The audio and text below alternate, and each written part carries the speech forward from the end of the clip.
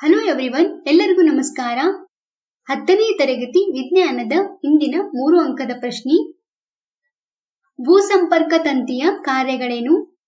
ಗೃಹ ಬಳಕೆಯ ವಿದ್ಯುತ್ ಮಂಡಲದಲ್ಲಿ ಲೋಹದ ಮೇಲ್ಮೈ ಹೊಂದಿರುವ ವಿದ್ಯುತ್ ಉಪಕರಣಗಳನ್ನು ಭೂಸಂಪರ್ಕ ತಂತಿಗೆ ಜೋಡಿಸುವುದು ಅಗತ್ಯವಾಗಿದೆ.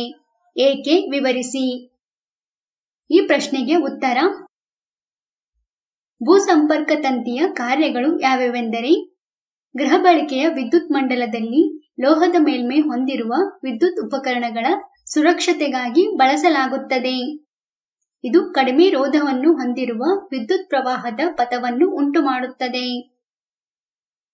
ಈಗ ಗೃಹ ಬಳಕೆಯ ವಿದ್ಯುತ್ ಮಂಡಲದಲ್ಲಿ ಲೋಹದ ಮೇಲ್ಮೈ ಹೊಂದಿರುವ ವಿದ್ಯುತ್ ಉಪಕರಣಗಳನ್ನು ಭೂಸಂಪರ್ಕ ತಂತಿಗೆ ಜೋಡಿಸುವುದು ಅಗತ್ಯವಾಗಿದೆ. ಏಕೆ? ವಿವರಿಸಿ ಎಂಬ ಪ್ರಶ್ನೆಗೆ ಉತ್ತರವನ್ನು ನೋಡೋಣ. ಗೃಹ ಬಳಕೆಯ ವಿದ್ಯುತ್ ಮಂಡಲದಲ್ಲಿ ಲೋಹದ ಮೇಲ್ಮೈ ಹೊಂದಿರುವ ವಿದ್ಯುತ್ ಉಪಕರಣಗಳನ್ನು ಭೂಸಂಪರ್ಕ ತಂತಿಗೆ ಜೋಡಿಸುವುದು ಅಗತ್ಯವಾಗಿದೆ. ಏಕೆಂದರೆ ಉಪಕರಣದಲ್ಲಿ ಯಾವುದೇ ರೀತಿಯ ವಿದ್ಯುತ್ ಸೋರಿಕೆ ಉಂಟಾದಲ್ಲಿ ಅದರ ವಿಭವಾಂತರವನ್ನು ಭೂಮಿಯ ವಿಭವಾಂತರಕ್ಕೆ ಸಮನಾಗಿಸುತ್ತದೆ ಮತ್ತು ಬಳಕೆದಾರರಿಗೆ ತೀವ್ರ ವಿದ್ಯುತ್ ಆಘಾತವಾಗುವುದಿಲ್ಲ.